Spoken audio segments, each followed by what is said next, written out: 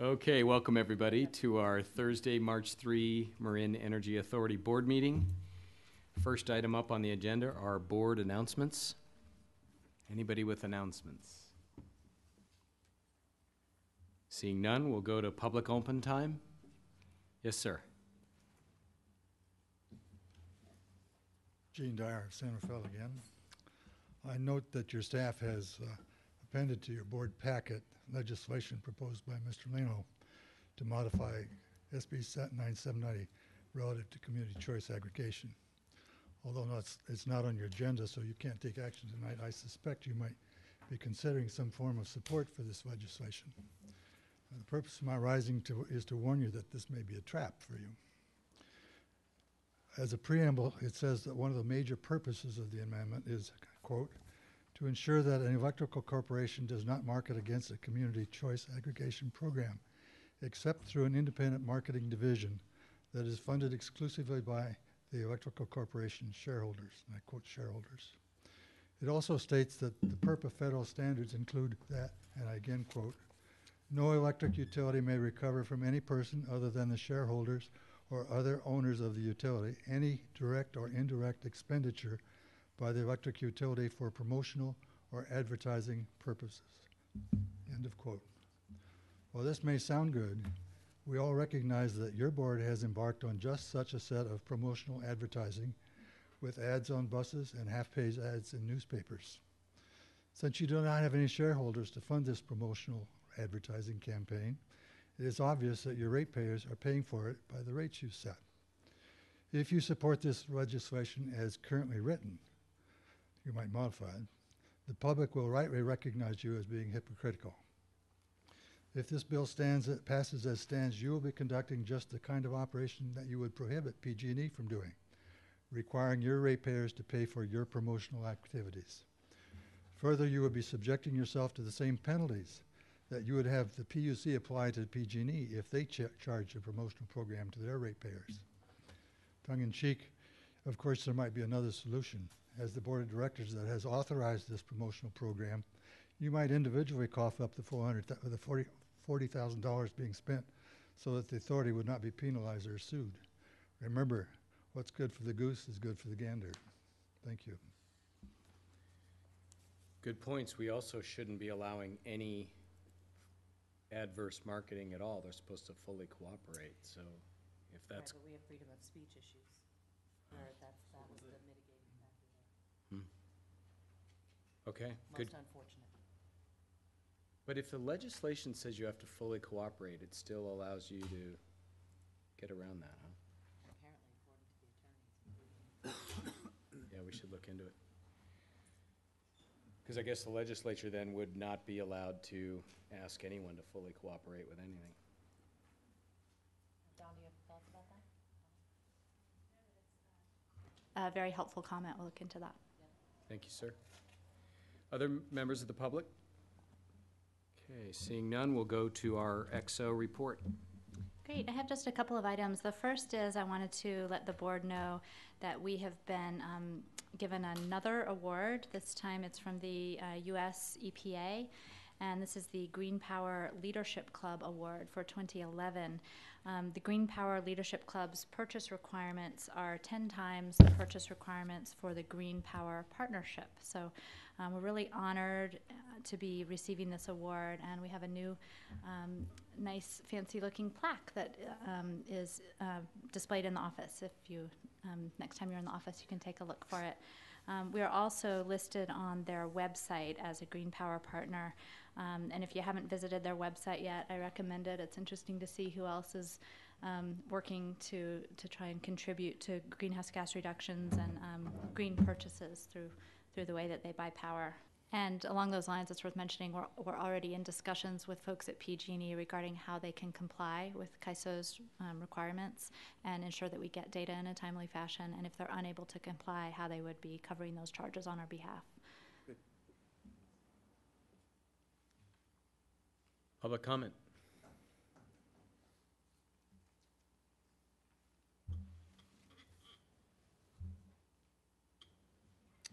Welcome. Hi. couple of other regulatory updates I just wanted to add to Beth's collection there. The energy efficiency cycle is being extended for a year, which on totally bogus grounds, I believe. But I also wanted to pass on something that Sam told me, because he went to the Energy Upgrade California meeting in, was it Novato? And PG&E apparently used that meeting as an opportunity, again, to market against MEA and SMUD. Actually, they pointed out to people that we hadn't done any work, any projects. Well, Energy Upgrade California just rolled out this week. So last week it wasn't even operating. PG&E had a pilot program for whole house retrofits that they have had, for the past year. So they were able to say, oh, we've done all these projects, but MEA and SMUD haven't done any. I mean, it's, I really urge you to file a complaint about that sort of thing continuing on. I do have the latest offer to Novato as well, which I think is quite interesting.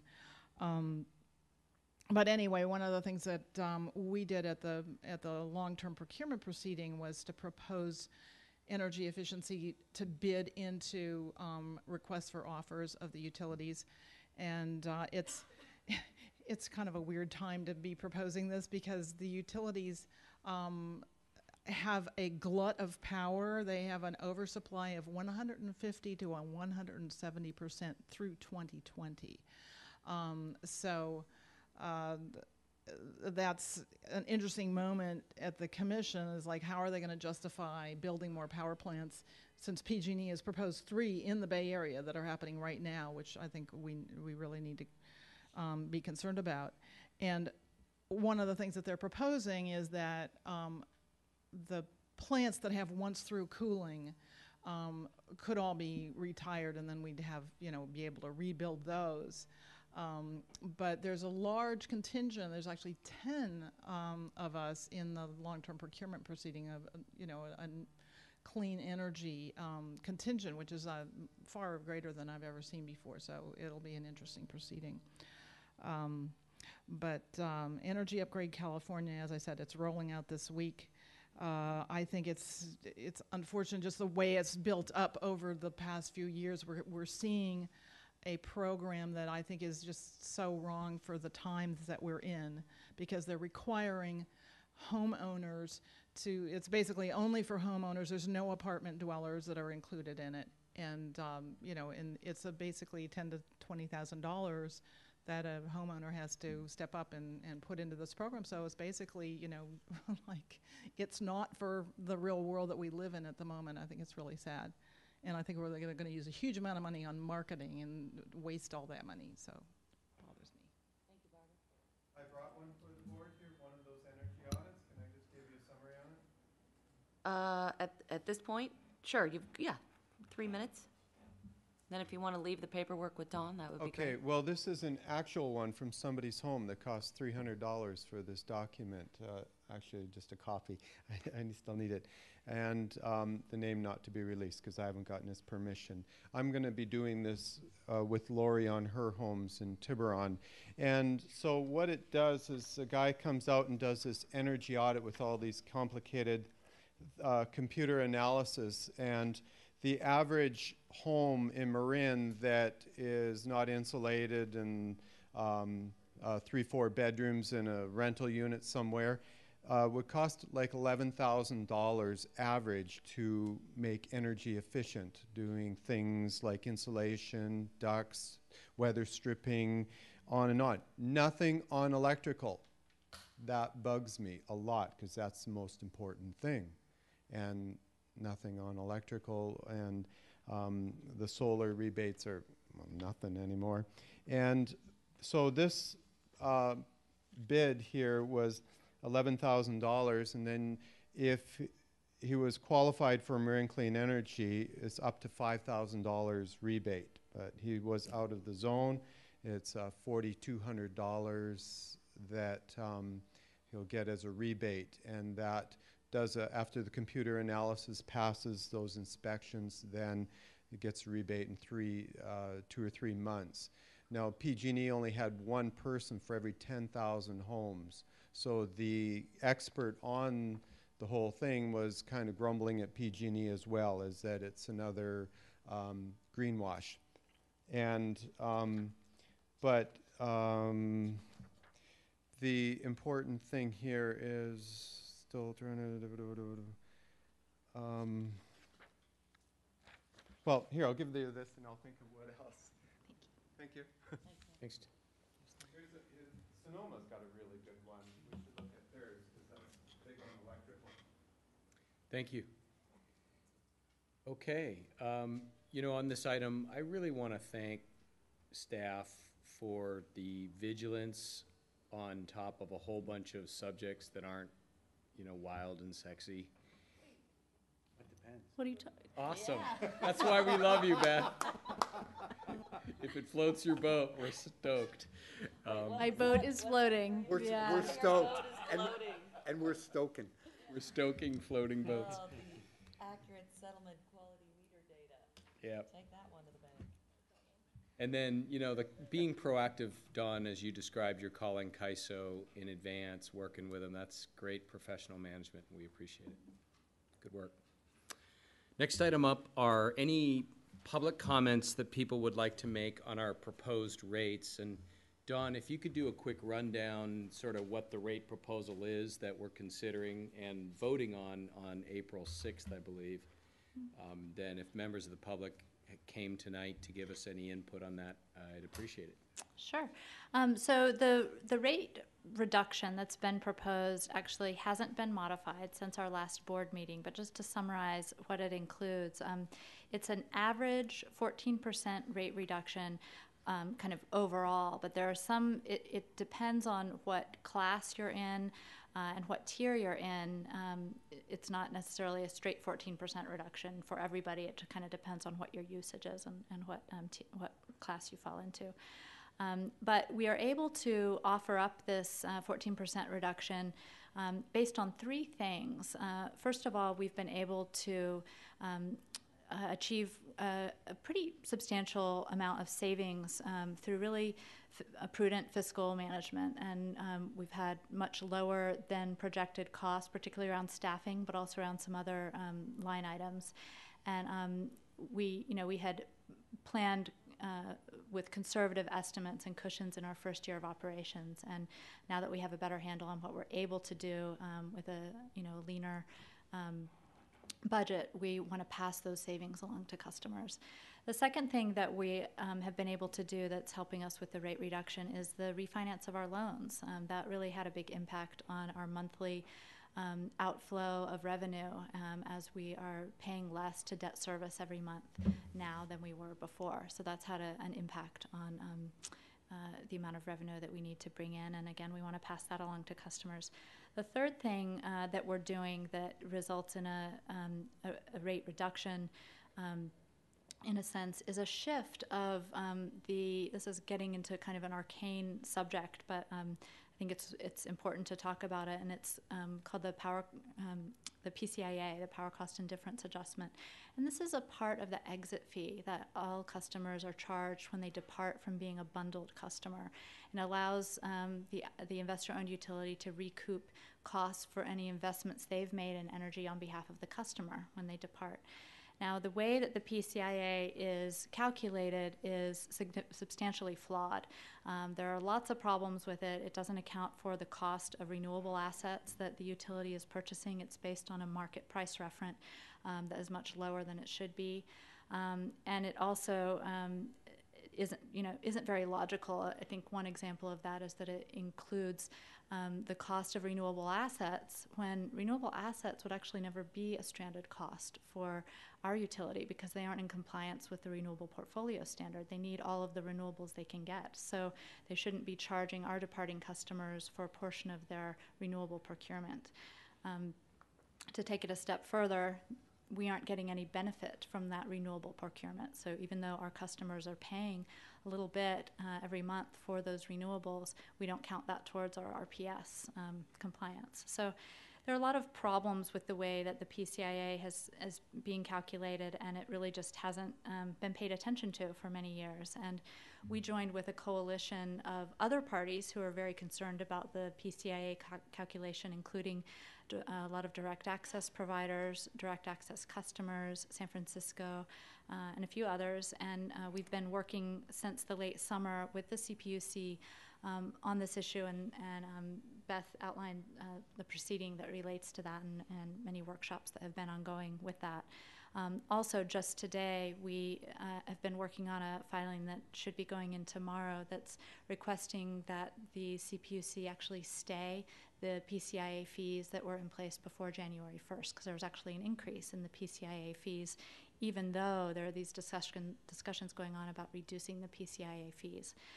So I know I'm getting down into weeds about a little bit about this, but we want to be really clear about what it is that we're doing. And so in addition to the discussion that's happening around the PCIA and the likelihood, I should say that the discussions around the PCIA have put us at least in the place where even the IOUs are agreeing that there are problems with the methodology and that the PCIA number needs to be reduced. So we expect there to be an outcome on this decision in the summer. We expect there to be a reduction or potentially even an elimination of the PCIA. If the calculation was done based on the methodology that we've proposed, it would actually be negative right now. And what we've requested through some of the stuff that we're working on right now is actually a retroactive reduction of the PCIA that would affect retroactively our current customers. Now, we don't know if that's going to go anywhere, but we wanted you to be aware that that's going on. So because the PCIA is very likely to be reduced or potentially eliminated, we wanted to look at it carefully as far as how to include it in the rates. In addition, we've had a lot of feedback from customers over the last 6 months that look at the way that the bill presentment is, and they don't understand the PCIA. What we've been doing up until this point is offering a credit on the that's exactly equivalent to the PCIA charge that PG&E puts on the bill, but they show up in different places, and it's very confusing to the customer.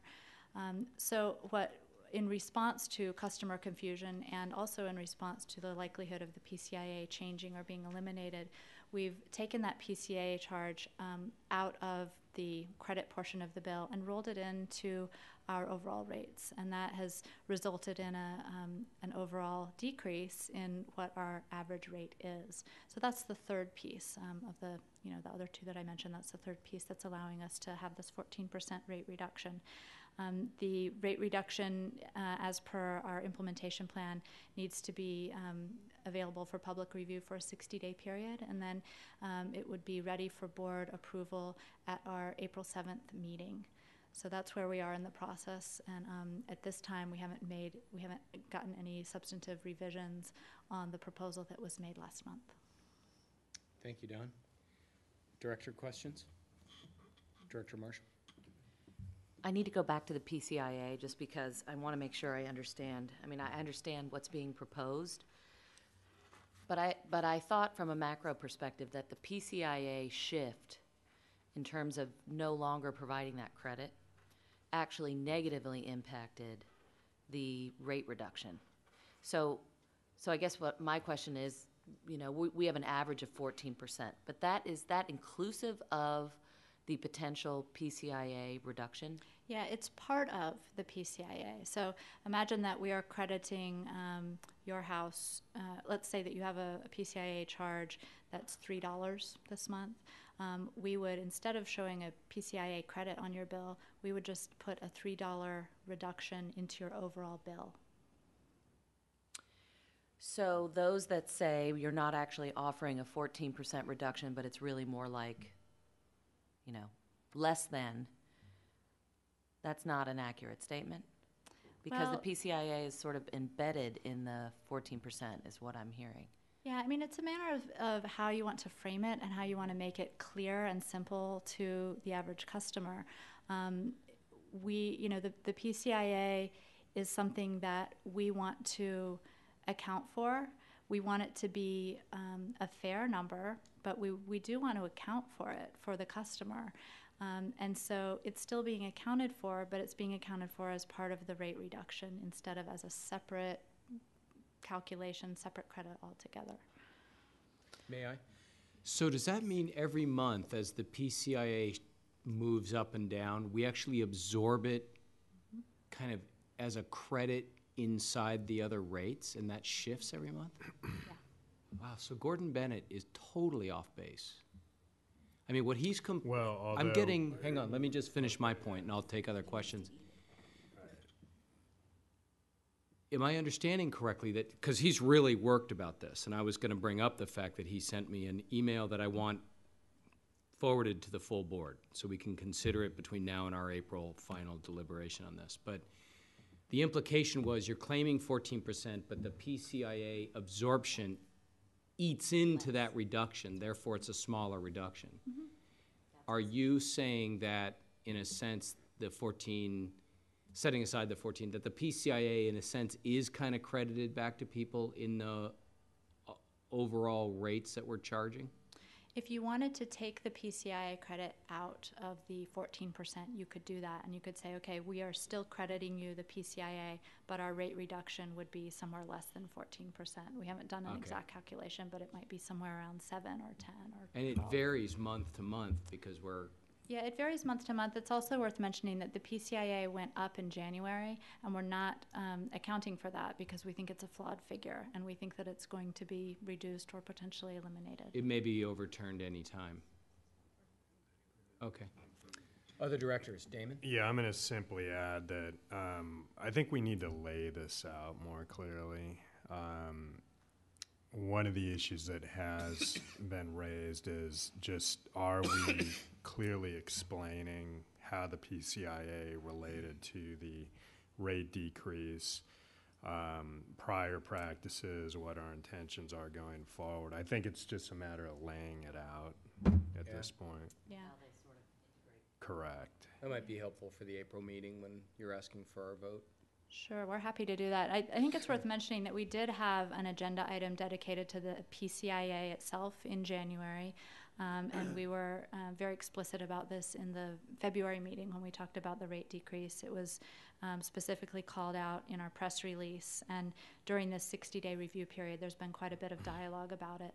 We're happy to do anything that you might recommend in addition to that. I think unfortunately, it's a very small subset of our community that is interested in this issue or really understands this issue, but there are one or two people that have been very vocal about it, and we're happy to engage with them. We've actually extended multiple invitations to meet with Gordon on this issue, and he hasn't been interested in meeting with us, but hopefully that will happen within the next 30 days. Well, I certainly think we can characterize it as an update. I mean, we have the proceedings, an update on that. Et cetera. I understand that we did have some discussion of it previously, but it might be timely to get that back on the table. Mm-hmm. Sure. Thank you, Director. Other directors this way? Director Leon? If you would just refresh my memory, when in the first rate structure we adopted, it was the policy decision to cover that switching cost, essentially, to encourage people to not be dissuaded by that. That's somewhat accurate? Yeah, it's not codified in any policy that the board adopted, but that was the intent when we set our rates initially in February of last year. Right, right. And the concept of moving the PCIA into the overall rate structure was first discussed at the Ad Hoc Contracts Committee when we were looking at the Ad Hoc Rate Committee when we were looking at the rate change, and this was in January. So several members of your board discussed this issue, the pros and cons, and decided as a group that it would be the right thing to do for simplicity's sake for the customer.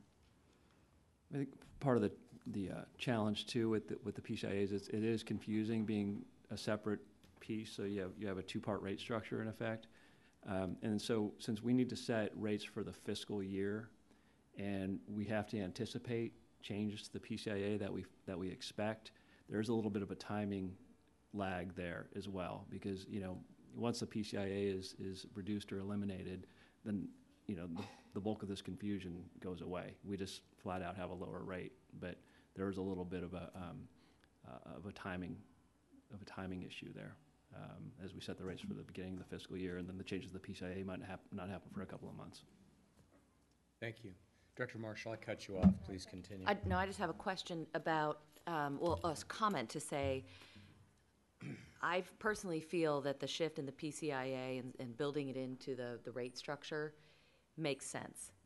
So I think to Damon's point, though, we just need to be crystal clear about how those things live together.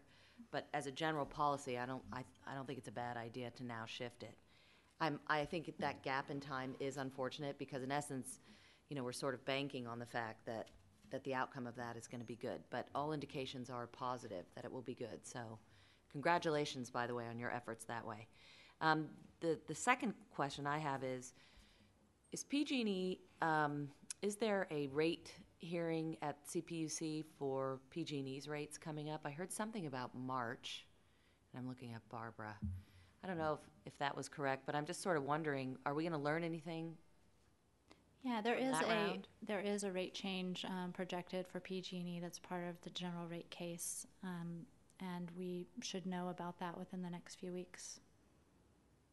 Good. Okay, You so can bring that in I understand that April, we're not chasing rates, and that's not our policy. But it would be, people are really drilling down into these numbers, and I keep saying it's going to change, folks, in another couple of weeks anyway. So what would be great is, to the extent that we have that available to the next meeting, let's see what it does to that percentage overall. Hopefully, the percentage will even be more significant, and we can stop all this bickering. Great point. Thanks. Other directors? Very good. Public comment. Barbara? Yeah, I've actually been working on an email because Gordon has been spreading a lot of this stuff around the Sierra Club as well, which I think is a major problem. And I had not tackled the PCIA because I kind of didn't feel like I got it either. And then I realized I better look at this. And so I did, and it's absolutely upside down from what Gordon thinks it is, and it's so interesting. So I'm just going to read you a tiny bit of what I said. The PCIA bogeyman. You pretend that the PCIA is a threat when in fact it's shaping up as a victory for MEA. MEA mobilized a coalition to address the issue at CPUC, and as a result, the PCIA charge is likely to be reduced or eliminated when the final decision is issued in June. There's just 2 months between April 2011, when MEA's new rates go into effect, and the June decision on the PCIA. During that time, yes, the current PCIA charge will be there, so the actual bill reduction will be less than 14% at first. But by June, when the PCIA is eliminated or greatly reduced, the full rate reduction will be realized, and that's the case, which wasn't clear to me for a while. I think this is something to celebrate, and I support MEA customers hearing the full impact of the rate reduction that MEA is proposing, especially since the outcome of the PCI case is already fairly clear and will happen so soon after our rates go into effect. I would not recommend having this news dribble out in smaller increments, which would not only be less dramatic, it would give the impression that MEA changed its rates twice.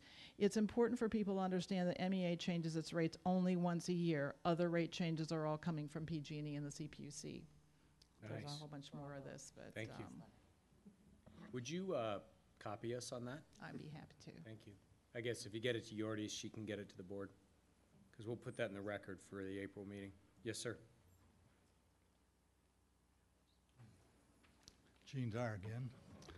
While any rate reduction would normally be welcomed by any ratepayer, I rose last month to advise caution that you need to be sure you can afford it in the long run, and you won't be just doing it as a promotional activity to keep people from opting out, and that you have to raise rates again after they've been opted in.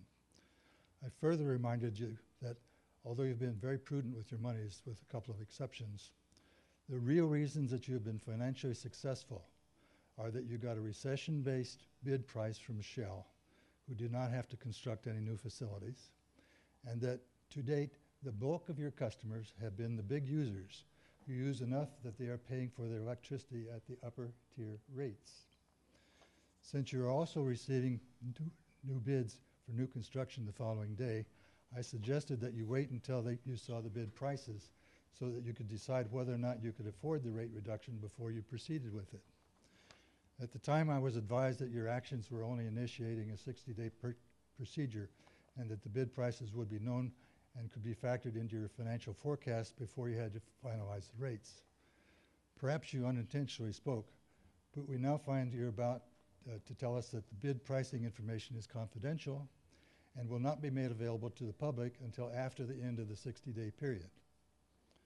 While you may have access to the pricing, the public does not, and will not until too late for them to make any meaningful comments at your public hearings on the proposed rate reductions. Accordingly, I would respectfully request that you extend the public hearing dates until the new construction bid pricing becomes available to the public and you have constructed a new projection of your costs over the next several years. Thank you. Thank you. Other members of the public? If not, I'll bring it back to the board. Any other comments, questions? So let's see, I just wanted to say one thing just to kind of reflect what I'm hearing from my colleagues. Don, I think if you do bring back the kind of a combination of the January policy discussion on the PCIA and then some of that section material on the rate impacts or rate decision that we're making, I think that'd be very helpful to run through it. And as I mentioned a minute ago, I've asked Yordies to forward to the board Gordon Bennett's communication to me on email, so you guys will all want to read that and understand it. And then I assume he still has not accepted your offers to meet? No. I've also asked him at least 2 or 3 times to come and testify at our board meetings, and he hasn't done that either. So he may show up in April, but it's good that we spend some time kind of going through this and that you're ready to kind of discuss how the PCIA works and what the proceedings are generating in terms of specific comments coming from the IOUs on the matter. That might help. Good. Okay. Director Marshall. I want to just respond to Jean's comment and with a question for you, Don, or just a clarification. So the bid pricing that we're going to be dealing with, that contract doesn't actually come into play until, what, later this year or next even, right? Well, when does that actually get implemented? And does it, I understand your long-range implications, and I think you're spot on, but I'm just wondering, does it really have much to do with this year's round of rate setting? Right.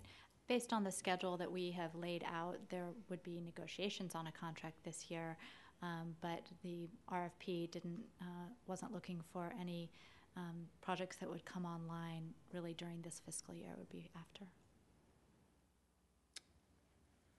Okay, we'll move to item number 10, which is the subject at hand, our RFP responses, process timeline, and scoring. Don, you want to kick us off, or is Kirby gonna? Yeah, this is actually going to be Kirby kicking it off. Sure, yeah. I'm going to kick it, okay. So first off, just want to clarify, I believe this is just going to be a discussion item. I think it's listed Yes. as a discussion action item. So wanted to set that up.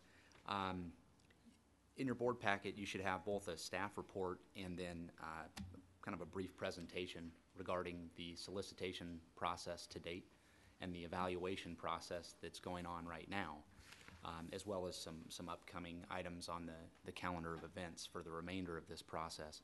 And just wanted to point to a couple of things that were called out in the staff report, first and foremost. On February 4th, when we received responses to this particular solicitation, which was issued back in December, the response was truly overwhelming. I've done several of these, and quite frankly, this was a response unlike any that I've ever received before, and this includes work done for large municipal utilities throughout California. So I think the fact that this agency has already executed 2 renewable power purchase agreements and kind of walked the walk, so to speak, really provided a lot of comfort to these developers that this agency is for real when it comes to dealing with renewable power projects. And so when we did receive responses, we received responses that detailed out specifics for 25 site-specific projects. So that's a heck of a lot of projects, and the total capacity that was proposed was over 600 megawatts, which was over 15 times our ask of 40 megawatts. So that's a pretty impressive response. Generally speaking, the responses were focused on two generating technologies, photovoltaic solar and wind. That was generally consistent with our expectations. I think, we were hoping that there might have been a couple of other technologies that were offered, but realistically in the state of California, those are truly viable development options these days anyway. The quality of the respondents was also excellent. We received responses from some of the largest developers in the U.S. and world, for that matter. So we're really kind of dealing with the best of the best here, which is excellent, and should result in some highly viable project opportunities. The pricing also that was received, just to speak at a very, very high level, was also very positive. There have been some recently reported reductions in photovoltaic solar costs in the industry, significant reductions, and I can say that many of the bids that we received reflected these significant reductions. So that's also incredibly positive. So that's really it. Actually, it's not it. One thing to point out, of the 620 megawatts, all of these would be new construction. So this is literally adding to the renewable capacity installed in the state of California. So new projects, all of them. That's very exciting. Now I guess kind of going back over to the PowerPoint now, wanted to call out one correction, which is on the first slide. There's kind of a terminology that's being used, and some of it gets interchanged a little bit, responses versus respondents versus project-specific site locations. And what I wanted to point out is that our first order of business in reviewing these responses was to complete an administrative pre-screen to qualify these proposals for further evaluation. And there was a number of items that were listed in the RFP that would be considered as part of this administrative pre-screen, and respondents that addressed all of these sufficiently would move forward in the evaluative process. And of the 14 unique respondents, entities that submitted proposals, 13 moved forward into the more robust evaluative process. So that's outstanding. The quality of the responses was generally excellent and complete.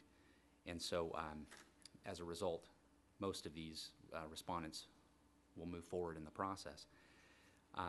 The evaluative process that commenced thereafter really kind of was I guess it's a fairly structured process, quite frankly, and it was designed around an element of independence in the evaluation process as well.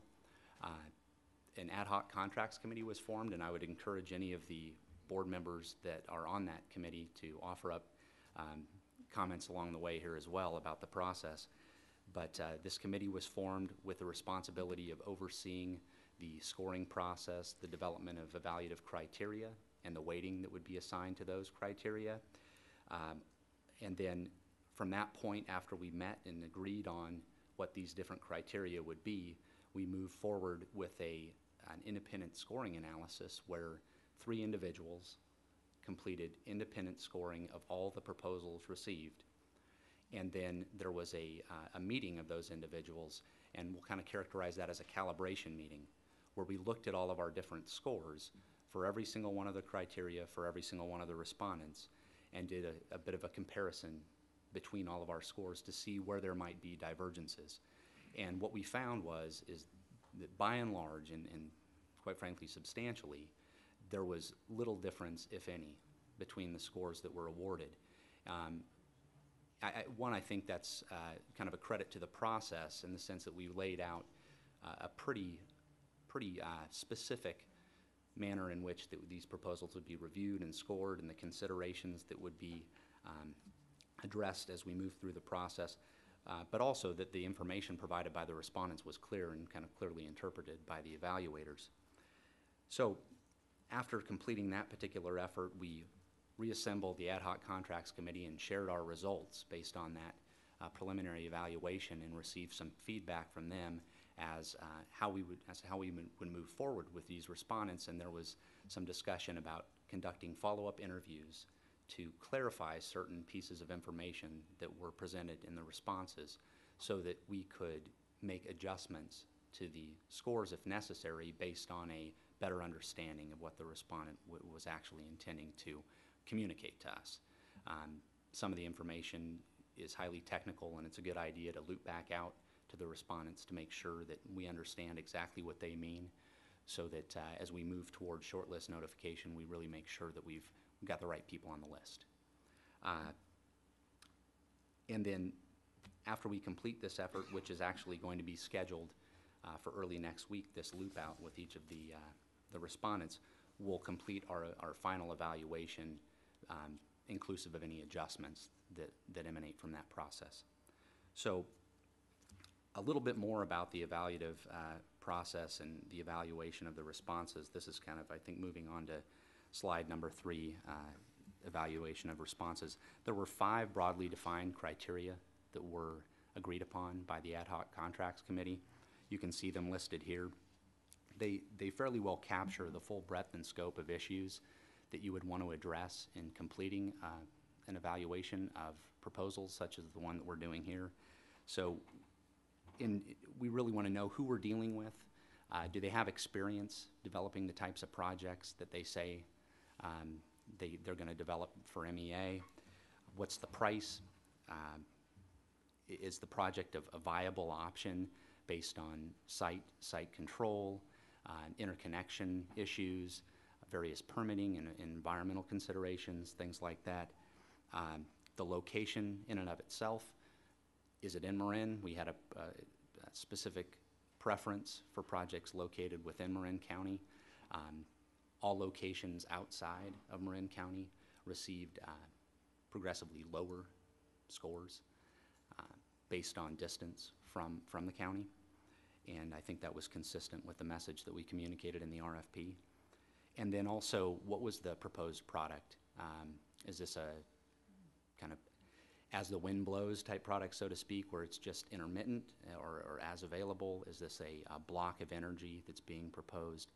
How does this fit in with our existing resource mix? Because we really wanted to take an integrated approach to looking at these particular project opportunities. So each one of these criterion subsumes a number of different considerations. As I mentioned, these are pretty broadly defined, and as we went through and looked at each one of these criteria, we made a determination as to how these would be weighted based on the relative importance of each, and used a 10-point scoring system in completing our scoring efforts, 1 being the least desirable attribute or characteristic, and 10 being the most desirable characteristic or attribute. And as I mentioned before, there was an independent evaluation completed by 3 reviewers. There was a levelized pricing analysis completed for the proposed pricing, and by that I mean it's a little bit difficult to compare pricing on the surface when you look at starting point and a potential escalator over a number of years, and then the project start date, and then the term of the project. And all these things can kind of affect how it is that prices are compared and contrasted. And so what we did is we created an analysis that took into account all of those different considerations and brought those prices back to a single number that we could compare with one another for the purpose of really determining what is the lowest cost price. And all other prices then received proportionately lower scores. So the lowest price received a score of 10, all other scores or all other prices received proportionately lower scores based on the relationship to the lowest price. Hopefully that's not too confusing. And then total scores were calculated based on the scores assigned and the weights, and then there was a preliminary ranking that was used purely for discussion purposes initially. The next few slides provide a little bit more color on the different considerations that were made as part of each one of these 5 criteria. And you can see here that we gave quite a lot of thought to how it is that we should be looking at each one of these different pieces of the puzzle, and tried to take a very inclusive approach in bringing in each one of these different characteristics under the criterion, so that we could kind of pick out the shades of gray in these different proposals and really elevate the cream to the top here. So I'll just kind of defer to any questions that you might have on these, but I think these are fairly straightforward in the sense that we really did want to get a better understanding of who it was that we were dealing with, whether or not they had experience within the California market, if they'd done this before, how much have they done it, how much capacity have they installed, if they'd worked in California before, how much capacity have they developed here, do they have a credit rating, what sort of plan do they have for financing their project, do they have site control of the project, if they do, can they provide documentation to substantiate that, how well do they understand their own development timeline, and by that I mean, have they laid out a schedule that's clearly articulated and has reasonably achievable milestones in it.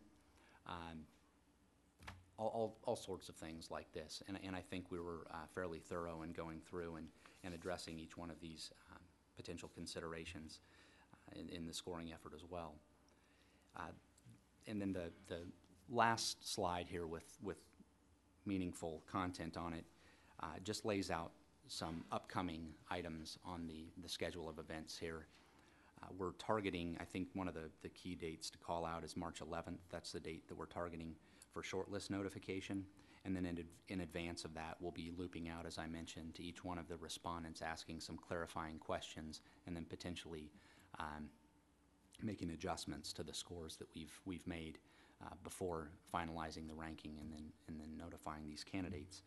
And eventually, we'll be working towards a process where we're trying to negotiate some contracts here that will allow us to keep making this push that we're making towards a very high RPS percentage, such as the one that we recently reported. And these types of projects will allow us to keep walking the walk, so to speak, with renewable procurement.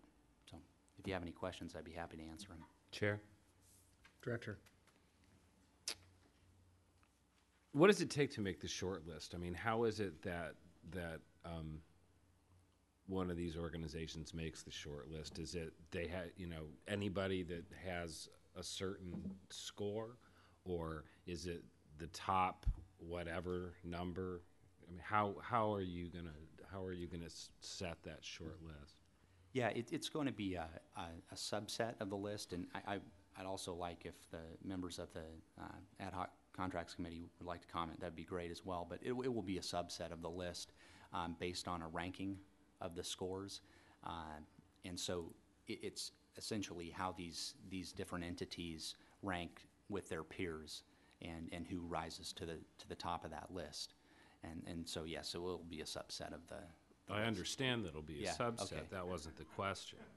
The question was, how do you what's the threshold? I mean, are you going to take the top 5, or are you going to take the top 3? Are you going to say anybody who scores above a certain line makes the short list, and so that number is not defined? Yeah, the number, I think, I'm not sure that we're calling that number out necessarily just yet. So I don't think we can give you a definitive number right now.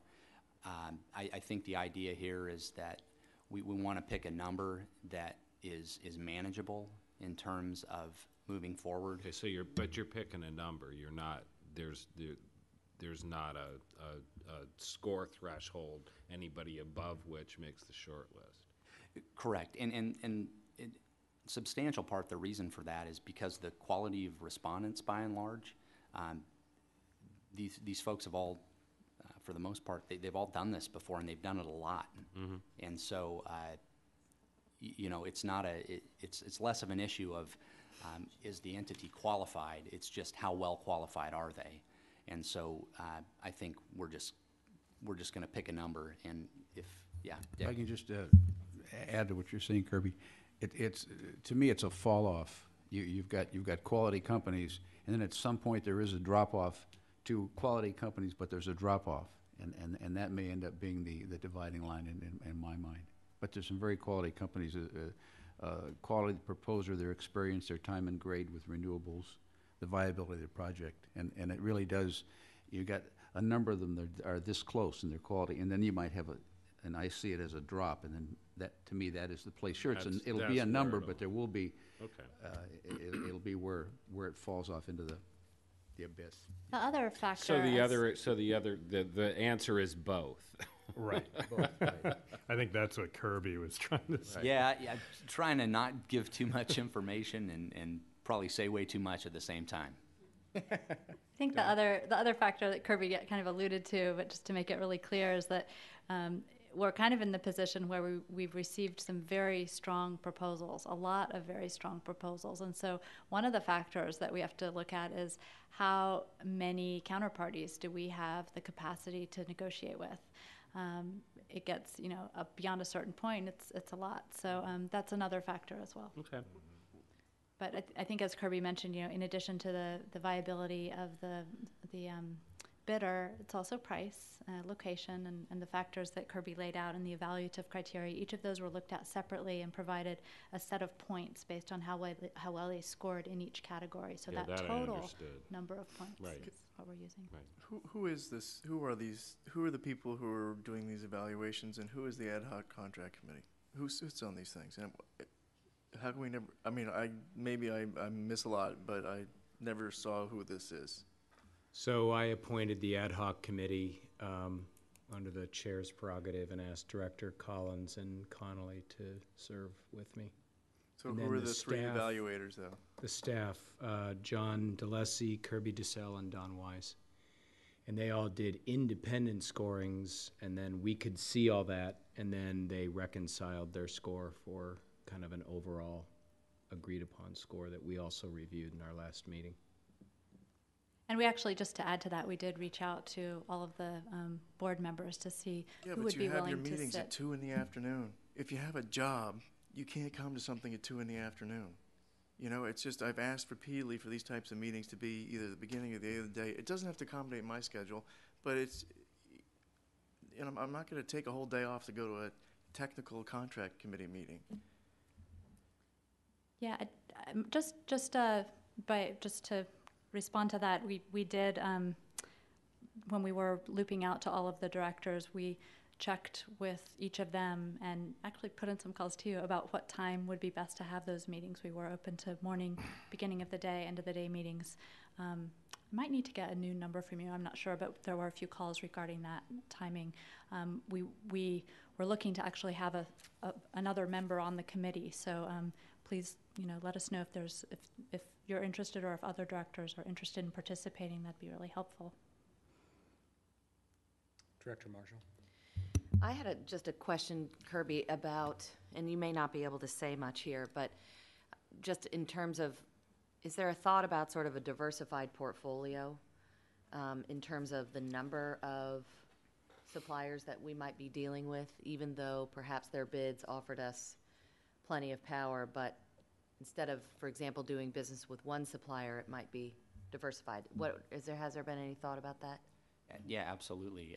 And kind of beyond that, I think what we're also looking at is the start date for project deliveries as well. There are many different start dates that are in play here, and we have a customer base that will be growing with time.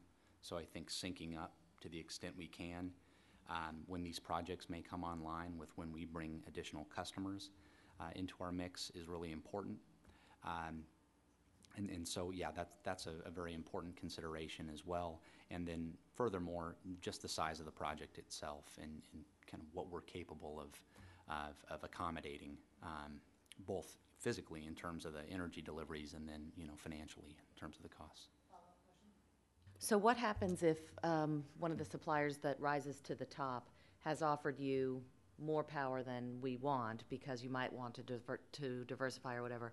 Are we in a position to be able to say, we can't take all of the power that you're offering here, but we'd like X% of it? I mean, these would be the types of questions that you could you're ask. hitting them on the head when we loop out If they have a project proposed at a particular size, I think one of the questions that's going to be standard issue is, are you willing to offer a subset of the capacity? At the same rate, oh, by the way. Of course. Correct. Thank you. If I may, that actually triggers a thought. I kind of want to make a comment. You know, a year ago, people were claiming that all we would ever do is live on brokered power, and it would be impossible for us to create any market interest in generating new projects. And what Director Marshall is asking is an unbelievably enviable problem that we have, that even the short list, depending on how many companies are on there, would potentially be offering us substantially more power than we asked for. And so, contrary to all the BS that came from PG&E, Joe Nation, Michael Smith, and the rest, the market, once again, is responding in an incredibly excited and valuable way with extraordinary prices, and we have, in a sense, an embarrassment of riches to deal with. And so we're going to be asking questions like, gosh, can we actually buy less from you because we want the enviable opportunity of buying from more than one company to get at least 40 megawatts. So it's great news. And I guess what it says to me is that, as John DeLacy predicted way back in '04, there is a hungry market of suppliers and generators out there that appear to have bona fide viable projects, and for some reason the huge IOUs that are not even in compliance with last year's law aren't swooping them all up, because they're bidding to us, and they're bidding extraordinarily high quality bids. The other thing I want to say is just a shout out to Kirby and the project team. The detail and the rigor and the sophistication of the analysis that he showed our committee was exemplary. And I think the quantitative methodology that's being applied even to kind of qualitative indicators like site control and quality of the bidder and things like that is also exemplary. And it's been a fabulous learning experience. Thank you.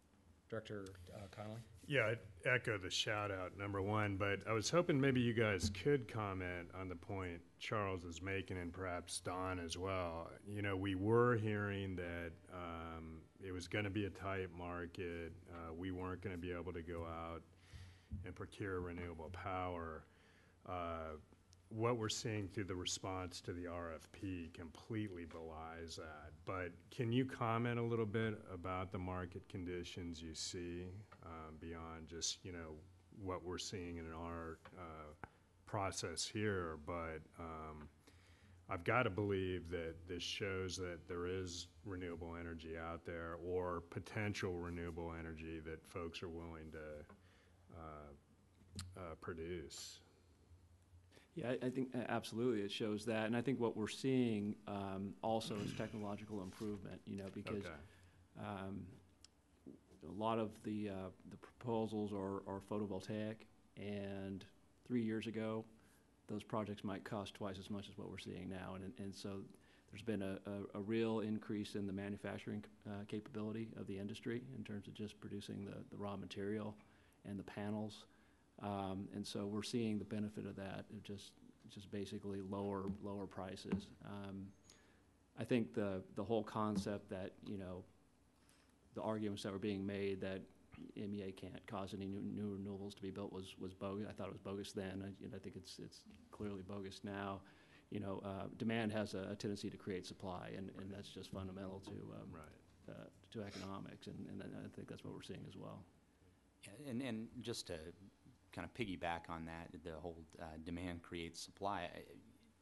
Entities, I think developers, they're hungry to deal with organizations like MEA that want to get deals done, and they want to get deals done in a reasonable but expeditious manner, and move towards the finish line. And so I think, you know, this is an exciting opportunity on both sides of the table here.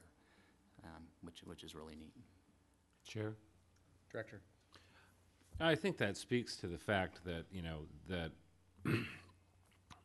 we're independent of, you know, the traditional energy sources out there, which we knew going into it. I mean, when, in 2004, it wasn't that John had a crystal ball. It was that John knew what he was talking about. And this is only the beginning.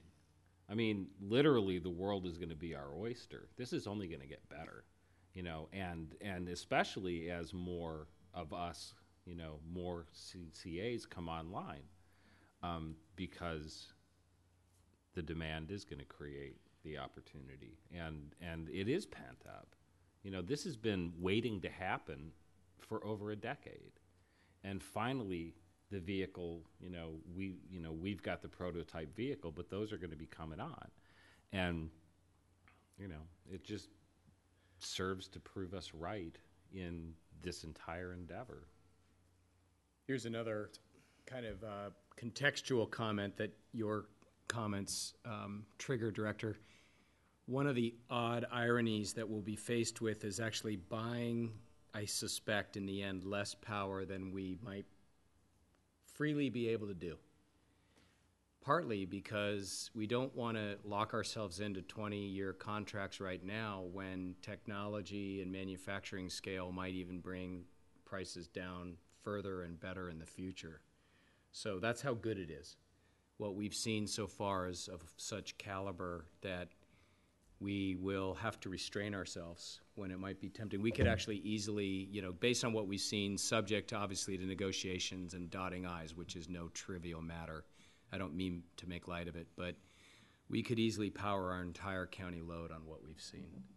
And it sort of proves Don's analysis from '06 about the solar potential of the county and so forth, and the solar potential of California and the venture markets and the general interest in launching businesses and extending generation capacity has exceeded our hopes. So it's really good set of problems to have right now. Kirby, is there any credence to you're just servicing part of the supply curve, which an investor-owned utility doesn't want to do a lot of 20-megawatt projects. It's just the same amount of work for a smaller project. So they're looking for, up to this point in time, their main focus is to secure a huge field in the Mojave Desert for a huge solar project, because that's what they're used to kind of doing. Has that been, on gas-fired facilities, same thing? They don't try to look at the smaller projects because they only have so much desire to do X number of projects. Is there any credence to that creating these smaller utilities, in a sense, like this one, is sort of servicing that smaller end of the supply curve, where the investor-owned utilities just, that's not where their focus has been? Yeah, that's absolutely that's absolutely true. I think what's happened with a lot of those, I'll just call them kind of mega solar type projects, is the utilities just taking a shot and trying to play the law of averages. And if they have some crazy 500 megawatt solar facility out in the desert, for every 20 of those that they have, maybe one of them gets built, maybe less. And so I think they're kind of taking their shot that way. Hasn't proved to be particularly effective, and so we, I think, reap the benefits in certain respects, where some of these other smaller projects, they can deal with somebody like us because it's more in line with what we need. Right. And can you refresh my memory? I remember we went through this, or the board, or whatever this entity is, went through it at one point in time. Of 40 megawatts at our current load represents what percentage, and then based on our assumptions of the second round of what, I forget now what we call all these things, of phase two of going out to the smaller customers, what percentage is it? It would be helpful to have that actually in our financial models that you're giving us, what we're supplying, but what percentages are we talking to out of the two stages? We have a little over a 30 megawatt peak load right now, and then at full rollout we'll have about 150 megawatt peak. And so there's a little bit of interpretation that needs to go on there. You take a 40 megawatt solar facility, for example, it doesn't generate power all the time, so you have about 25% capacity factor that you assign to that. So, yeah. Okay. Director? Just the last comment I would like to make. for the record, is that I think we should also be mindful of the number of jobs that are being created, because what you said tonight, I really hadn't fully understood, which is these are brand-new projects. So we have a new slide in our PowerPoint that projects the number of jobs that are created in California depending on the type of energy source. And it might be good to bring that to the next meeting, because I think we're now going to be on the order of, something like 5,000 new jobs that MEA, by contracting for this power, is now affecting. And I think we got to start talking about that too. Yeah, and actually the respondents, many of them quantified. That's fantastic. Those for us. So let's yeah. hear about that too. That would be great. Good. Members of the public. Can you go to the microphone, sir? Thank you. That same subject of man-mowers, has there been any made in the USA components analysis been made or planned? If we get all the units from China, that doesn't necessarily make all the jobs here. So I wondered how that falls out. You probably don't know, but it's a suggestion. You did get kind of bit when you went to Shell with the international aspects. It might be a strong point if you could really say that these things are really being made here as well as being installed here. Thank you. Stan? Hi. I'm glad the solar is going through. Good job, you guys. And I encourage to do as much as possible for many different reasons. And to take a summary of the whole thing and the advertising and communications, the jobs that you're creating in Marin, as I know there's 5,000 unemployed electricians in this jurisdiction from here to Mendocino. That's really a lot of hungry electricians. And I'm looking for a job too.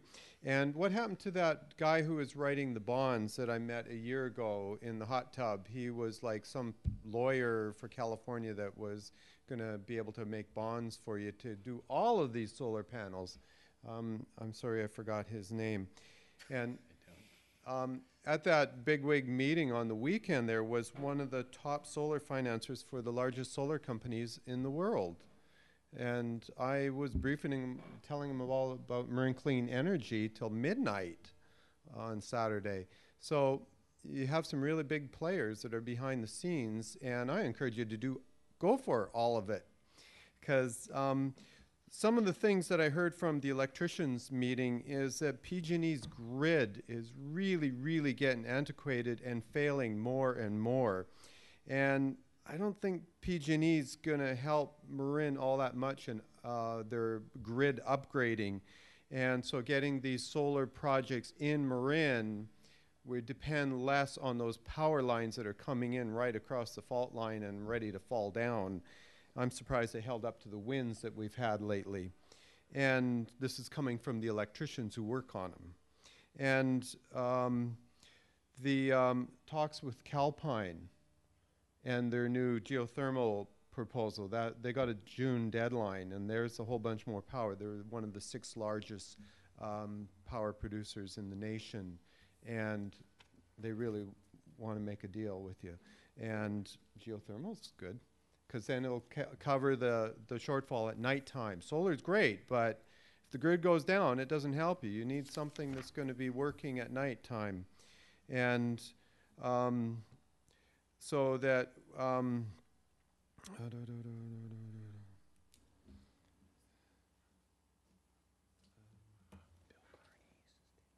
so the important thing is that the communication and the advertising and all the good things that you're doing, and do as much solar as you can. Thank you. Thanks, Dan. Welcome, Megan.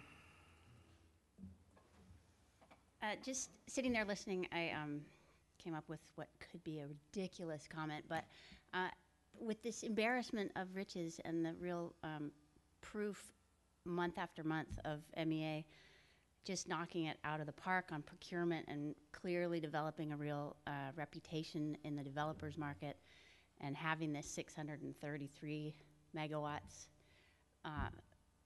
flowing in while, as a spectator watching San Francisco, they, in the last SFPUC meeting I went to, adopted a resolution that included an acknowledgement of 2 failed RFP processes and a decision to go forward with negotiations based on the Marin contract. So in the interest of Marin not becoming the anomaly and people being able to say only in Marin, with San Francisco sitting right there at such a greater scale with greater potential and obviously larger now political challenges, I'm just wondering if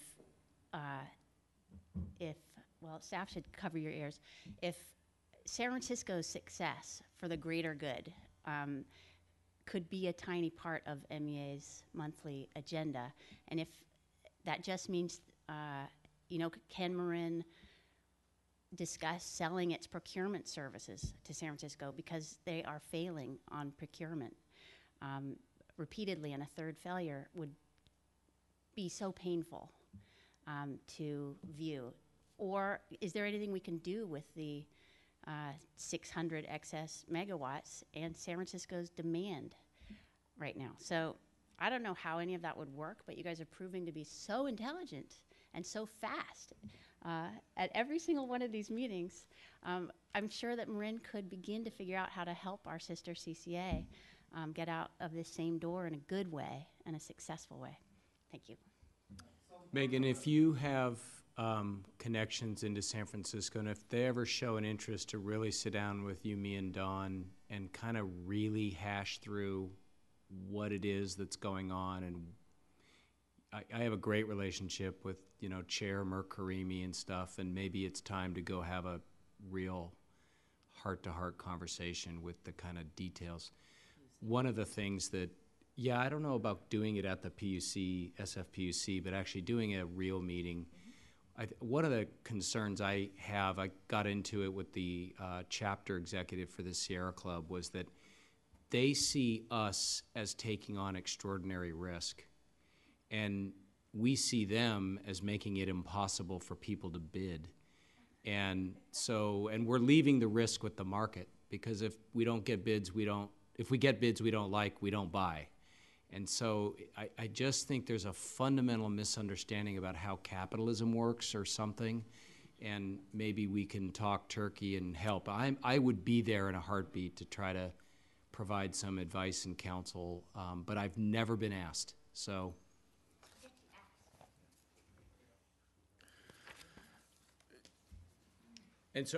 And so I think in that manner, I would discourage Dawn from making SF a focus of these meetings, because they already go late enough. But I think off ledger, Sean, of course, and you through Lean, and then Dawn and I and other board members, I'm sure, would be willing to help whomever they think would be a credible discussor of these various issues. I'm sure we would rally to help. Somehow I don't think Dawn was jumping all over that suggestion to begin with. Poor Dawn, she's been there a dozen times. We've been trying. I'm thinking maybe it requires a little bit of political dialogue too with some of the board members. Well, just, for full disclosure, I do speak quite a bit to staff in San Francisco, and they are very interested, particularly right now, in what some of our strategies have been and how we overcame various hurdles. We've provided a lot of template documents to us, and I think there's a lot of traction right now. But we are very responsive to all of their requests for help. And as a government entity, we're able to provide a lot to them that's already publicly available, and hopefully that will be helpful. Not to belabor it too long, but I think a huge part of the problem is the political end of the spectrum. And so I think that's where guys like us can help and have a real dialogue about some market basics with advocates or board members who are very strongly influenced by advocates that have different objectives than those that might be allowed by a functioning market deal. And at the end of the day, you got to do deals. Even San Francisco is going to have to do deals to do stuff. And I think that's what keeps getting in the way. And so I think some tough love might be in order. But Dawn definitely has gone above and beyond the call to try to help at the staff level. And they're open, and then things tend to get crushed either at the SFPUC or LAFCO or whatever. We also have a continuing monthly meeting with a directors meeting of San Francisco and David Orth at San Francisco. at San Joaquin, sorry. So every month we're checking in and comparing notes with where we all are and giving each other advice on how to overcome certain hurdles. So that's been ongoing now for over a year. And but in between those monthly gatherings, there have been a lot of during the week calls and a lot of support that way as well. Thank you. Barbara, your turn. My apologies. Well, I just have to say with Megan and Don that San Francisco might have some hope, but I sure wouldn't want to get my feet in that quicksand over the city. I was actually thinking about other places like Arcata and Davis, who are in I think a lot better bet as far as becoming CCAs and relatively soon. And I was wondering if there's any way that the bidders who didn't all make it could be told, hey, hold on, we're talking to other people and maybe in a year or so we'd have some other business that could take your products. And I mean, this is obviously an extra job for us, but I know that we've already been asked by Arcata, and I know that the county of Yolo County has already decided to go forward with CCA, and I don't know what status that is. If it's you were up there talking to people. I know there's a citizens movement that's growing right now, so it would certainly be a wonderful thing for this market if they had an outlet, because I think that's been a huge problem. It just hasn't been there, and if people felt that they could funnel through us because they could, it was like we're not falling flat on our face. And San Francisco couldn't figure it out. Who knows why? But I just think that this change in the market is completely showing that there's some kind of disconnect in the major investor-owned utility CPUC process that is preventing this from happening, and I think that us showing them up is just such a joy. I think it's called beholdens to big oil. Sorry, I just had a little postscript on timing and specificity of what I was flapping about, and I realized that there's a lot of active collaboration. It's just in that resolution that was adopted, there's a commitment by the SFPUC to develop a scope of work for the second phase, so the equivalent, I guess, of our 40 megawatt RFP by July. So, and I've seen a proposed scope of work come in that looked like more of the same. So I guess that's the piece, that July piece, that I'd love to have succeed. Thank you. Okay, if there's nothing further on our RFP process and responses, we'll go ahead and... Yeah, I just have Director? a comment. The time frame's pretty aggressive that you have here. I mean, not that you're not capable of executing upon it, but at what point does it come back here? Is it June 2011 that it actually comes for evaluation at any other level than this subcommittee? I think as far as the timeline goes, I think I would characterize the negotiation, / execution timeline as kind of being a guideline at this point. It's really it's a target. So, if for whatever reason we need more time, I think we're going to take more time. I don't think the idea is to ramrod anything through, and I think the intent would be to stage check-ins with the full board to the extent that information can be delivered publicly related to those negotiation efforts. I don't know if that... Well, that's a question for Greg. I was going to ask you, Greg, is it, given these are contracts and they're not, how does that fit in with, what can be discussed in closed session versus an open session? Yeah, for these type of contracts, these would be open session discussion items. Yeah. Okay. Because only items to be discussed in closed session would be real property negotiations. So unless there was some land involved that we had an interest in, Okay. it has to be an open session. Okay. And am I remembering correctly that we are going to run by a recommendation through the technical committee about the short list? That's correct. And then I guess we should get a briefing about that here at the board meeting in April if the TechCom looks at it at the end of March, kind of blesses the short list. So we got the ad hoc, sending it to TechCom, and then TechCom will send it to the board. So we'll get a pretty good overview on April 7th at our next meeting about who's on the short list, I think, subject to our ability to get that done in time. Correct. Yeah. So you'll get kind of a good brief on who's who. At that point, we'll be releasing that to the public. But all the technical details and pricing stuff stays mum until the contract committee is ready to bring a proposed contract to the board. Yeah, okay. I have that procedure down right, Greg? Good. Okay, if nothing further, then we'll go on to the proposed budget for fiscal 12. Okay, I'll discuss this item a little bit for you, and this is for discussion and action.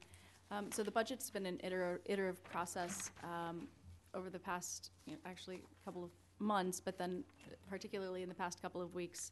What we started with was some modeling and comparison with what our actual expenditures have been. And then we brought a proposed budget to the executive committee.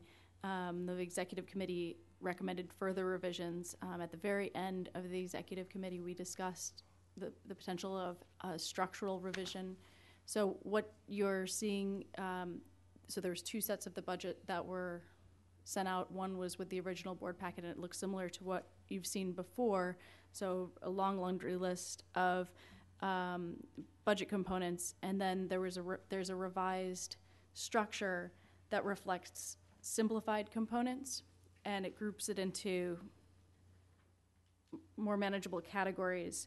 And so just one of the, and in addition, when you take a look at the new budget that came with the supplemental, there's an additional column so that you get a sense of what our actuals, our projected accrual basis actuals are projected to be through the end of the fiscal year. Those are subject to change. We don't have, obviously, exact figures yet. We have to wait until the fiscal year ends, and then once we have the full accrual numbers, we'll be able to use those as what our final actual budget was. So those are sort of for comparison. The structural change relates to taking some of the smaller line items and consolidating them. And the reason for that is over the course of this past year, we've had to come back to the board on a lot of different instances because we need to buy $200 more, pencils for the office. And so some smaller revisions that it might be more appropriate to take on as a staff level, whereas the larger components and overall budget would obviously rest with the board. What's anticipated here is that the approved budget would take the simplified form. The accounting basis would still be the more detailed line items, but those within the subcategories, those line items could change. So if you need to change, for example, office supplies and postage, and you wanted to shift that to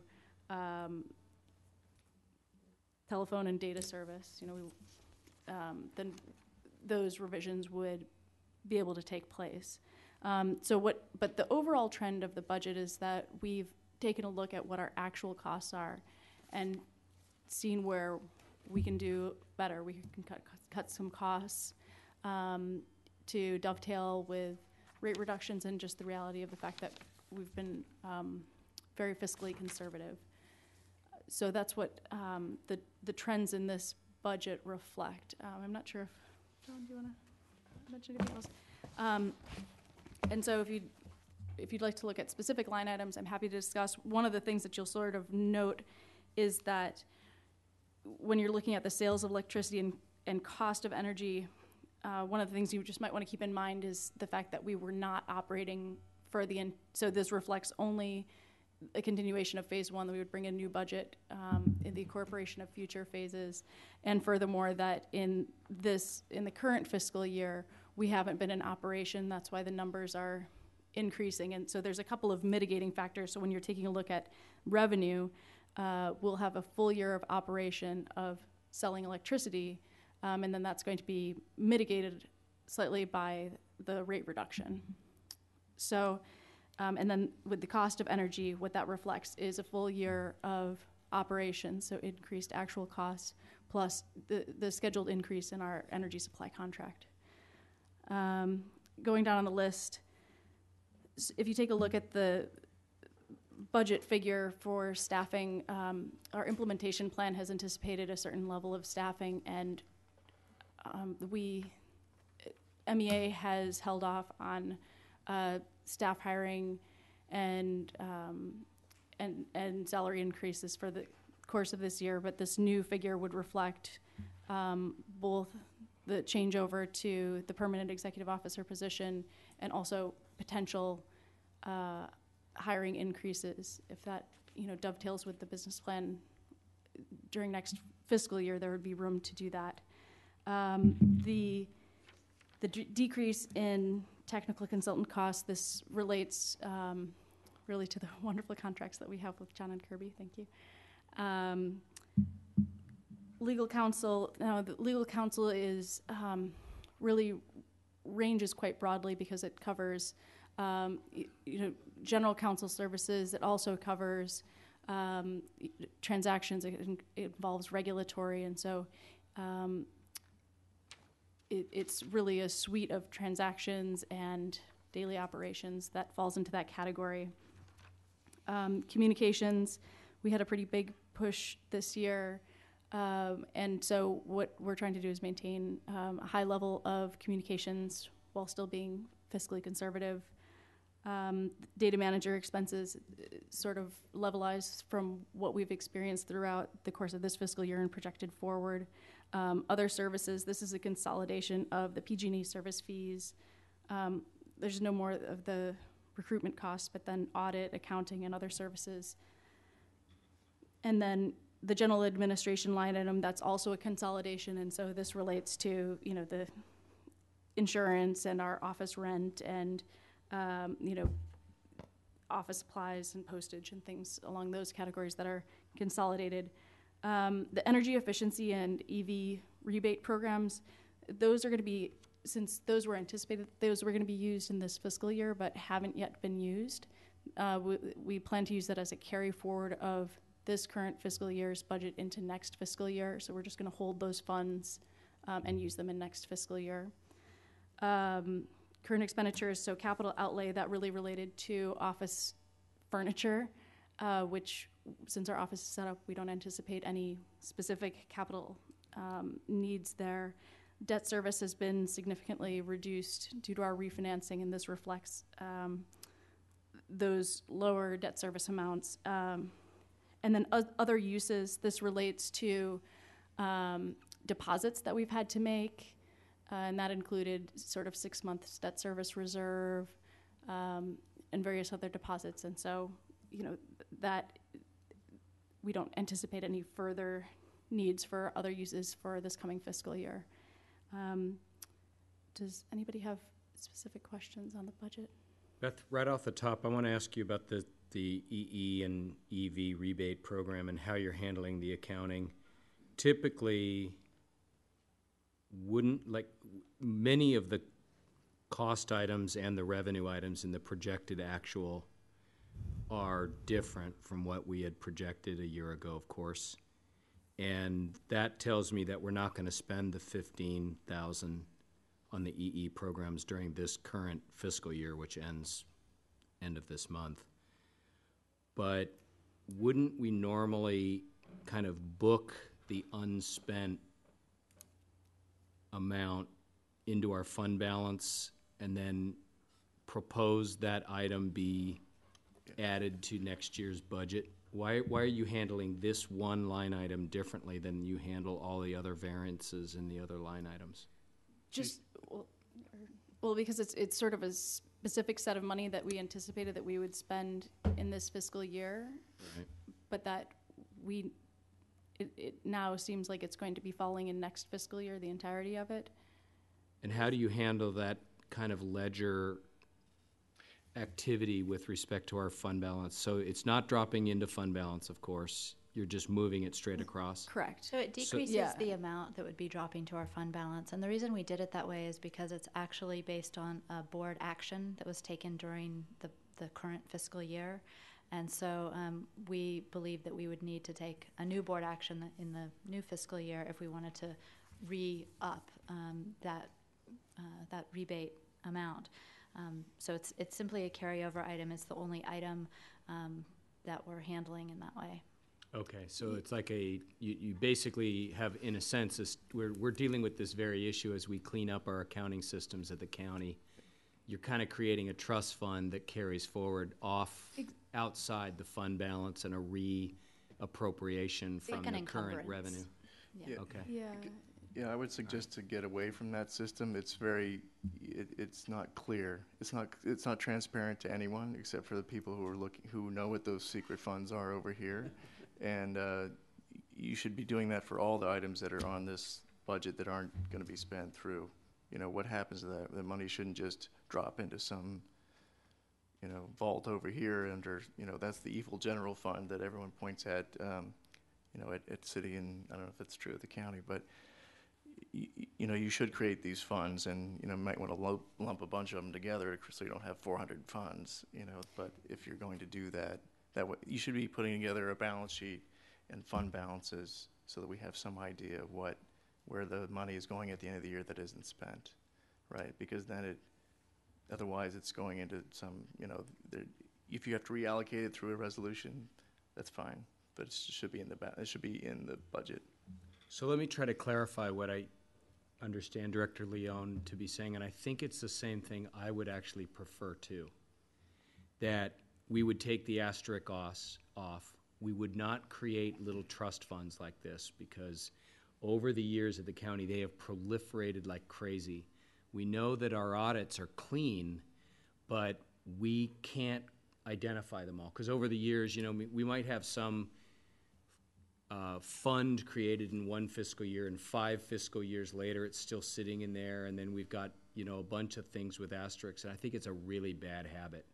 And so I hope what I'm saying agrees with Director Leone. I would drop it all down to the bottom line when when you guys bring back our balance sheets and year-end close and at the April or May meeting, everything will be clean. We didn't spend the money.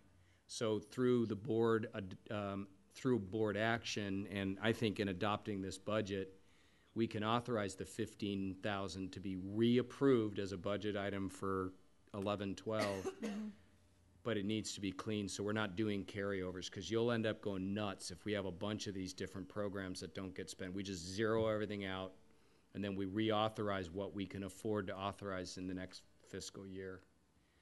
I think that'll work just fine. That's fine. It works either way. And I don't think it has to be made a big deal, because the board authorized the establishment of the fund, and so at the end of a fiscal year, you can note, nobody tapped the fund yet, we want you to authorize it again, and then the basic policy to do the program doesn't have to be revisited all over. It's just the transfer transaction. Those things are starting to come by us at the soups on consent. But man, is it making me feel better, because I swear, when I started working at the county 7 years ago, we must have had 58 different little rabbit holes of unspent trust funds in various departments, and I hated it because I couldn't tell what those were for, and some of that stuff was money allocated in the 80s that we still haven't spent, and we don't know what to do with it. So we're cleaning it up now, and the great news is we had a $15 million transfer out of fund balance into appropriable programs recently, so that was a nice moment. Yeah, I mean, I wouldn't worry about, because government accounting is so different than what we're all used to of, and it took me a while to get used to it as well. It's just, as long as you have the fund balances and your, basically your revenues and expenses, you've kind of covered everything, because I don't really care what your receivable, actually you might want to care what your receivables are, but they're all from one customer more or less, so that's something for you to worry about on another level, but just in terms of your working capital stuff. But then just create a few that are created by this board that create these, when we say set aside money to do program X, and those can drop into those funds at the end of the year. Everything else just drops down to the cash balance and sits in whatever that cash balance fund is. That way, it's not creating a use it or lose it philosophy. It's more that if it doesn't get spent, it can get spent on something else that's more appropriate the next year. Yeah, if it's clear to the board, we're absolutely happy to account for it that way. Great. So we'll make that revision. Other directors? Yeah. When I first started working in the nonprofit world, I was introduced to the concept of the story that a budget tells. Do you have me? And the story that this budget tells is a great one. It just speaks to the heroic management of this agency, and the prudence of the staff and the leadership of this agency. And it's just, to see this and to be, moving toward the passage of it is just, it's a proud moment. I mean, it really is a proud moment. Thank you, Director. Director Collins? A question about the legal fees. Can you tell, Beth, can you tell us how much of this $326,000 proposed for next year you anticipate will be for regulatory work? Just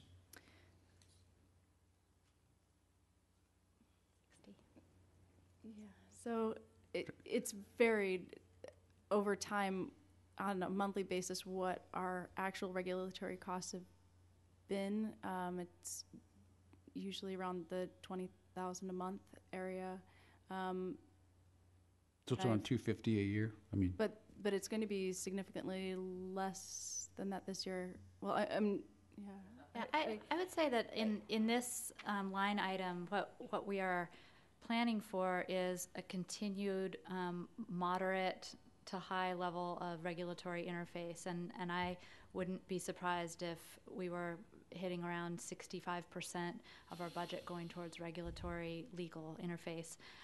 But I also anticipate that during this fiscal year, we're going to need legal input from the transaction side of our legal folks to work on the contract negotiations through the RFP bids that we received. I was really zeroing in on this regulatory, these issues, the filings and the hearings and readings. I'm wondering what the cost benefit of that is to this agency at some point. We keep going back, and from when I heard the lady come out at our last meeting telling us that, gee, there's not much we can do about enforcement, and one wonders, how that balances. I mean, I think that it's absolutely essential to be extremely involved at the commission, even if it is an uphill battle a lot of the times.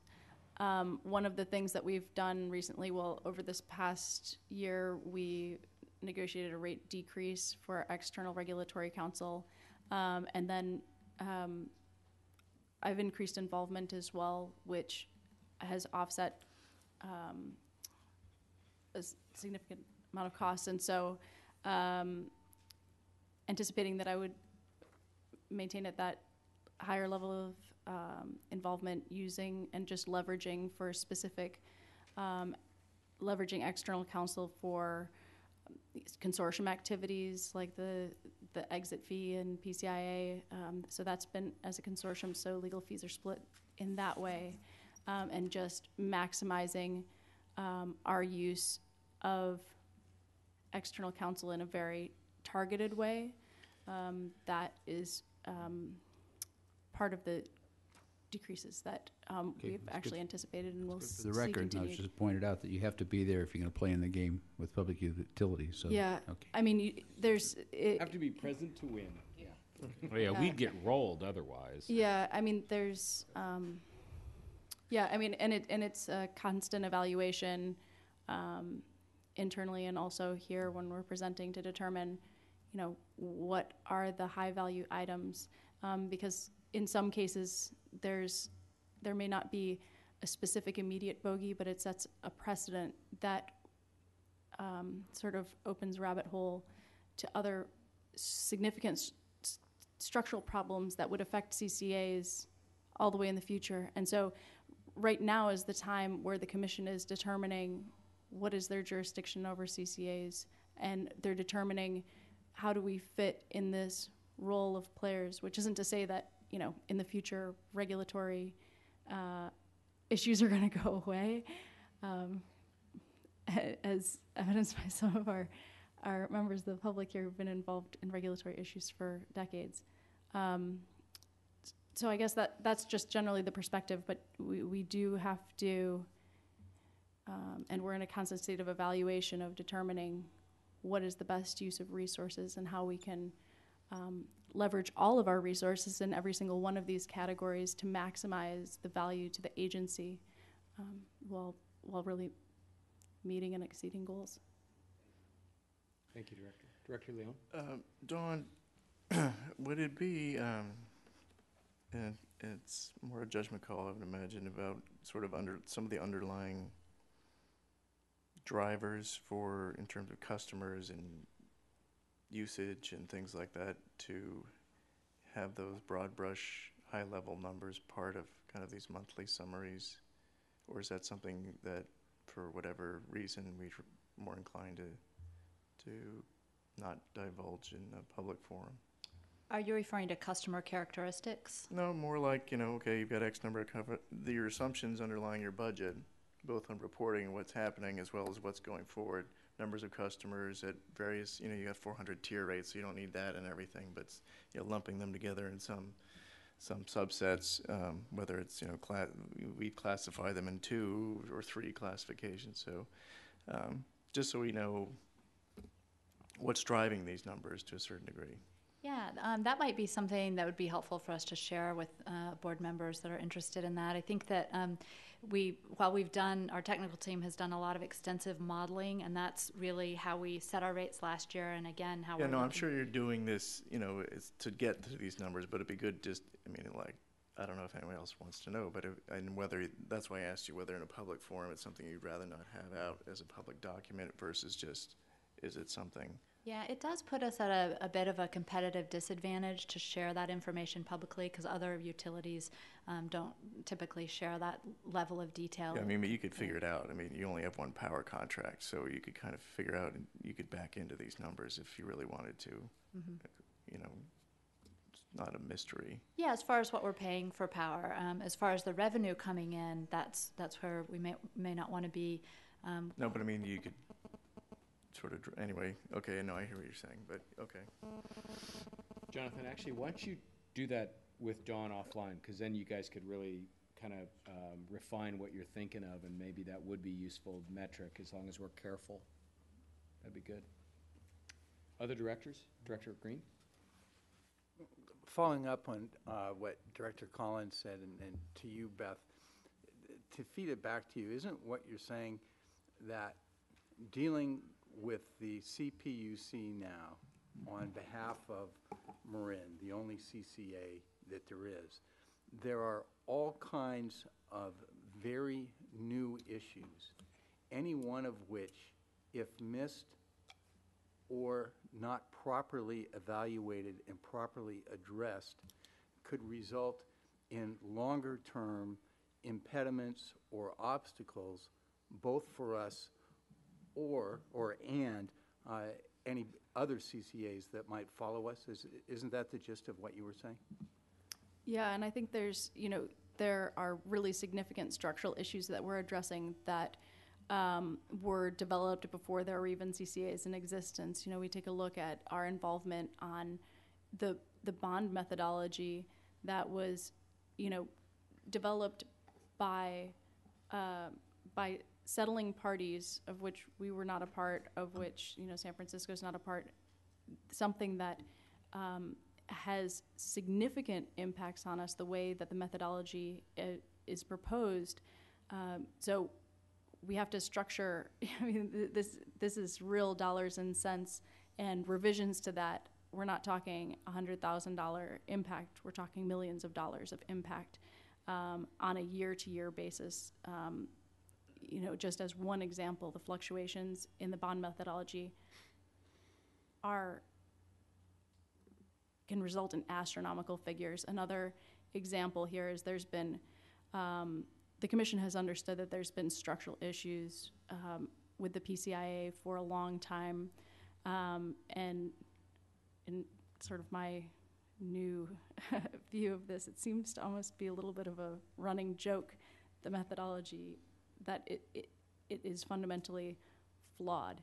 When we finally came into existence, we're raising our hand and say, okay, we're a new entity. You know, we weren't there when all of this was developed. What exactly is happening?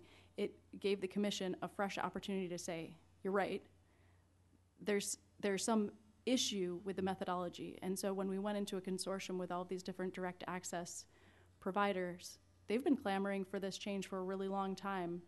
And finally, there is an impetus to make these fundamental changes that,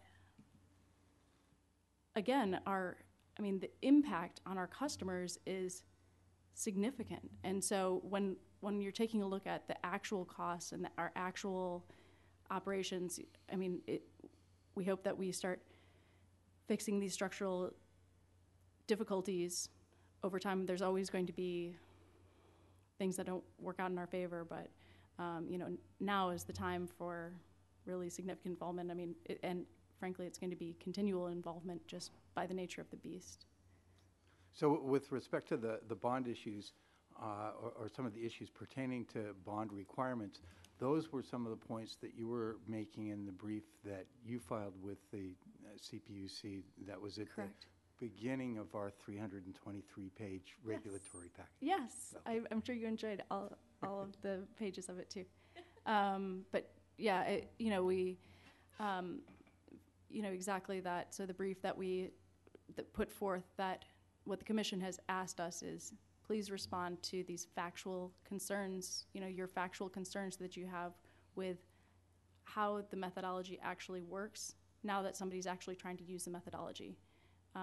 And just by virtue of existing and now knowing what it's like to be a CCA, we can bring this experience, actual realistic experience, to the table that says, okay, these are the issues, these are the problems, and it's not theoretical anymore. Exactly. So that's what we're facing. We're turning theory into practice. Keep up the good work. Thank you. I'd love to request a motion then for approval with the caveat of changing the accounting practice around transfer of funds from programs that don't get used. So moved. Any further? Any opposition? Seeing none, that passes. Thank you. Good work, guys. And boy, it'll be fun to really book the final real numbers for 2011 in the next couple months when we see what the real fund balance is. That'll be nice. And the balance sheet that goes with that. Good. The next item is any other staff or board matters. Any staff matters you want to bring up? Any board members? Sean, do you want to do anything on an update on the local energy aggregation network? No, we were going to do that this month, but we're not quite ready because we'd really like to show the board what we're up to.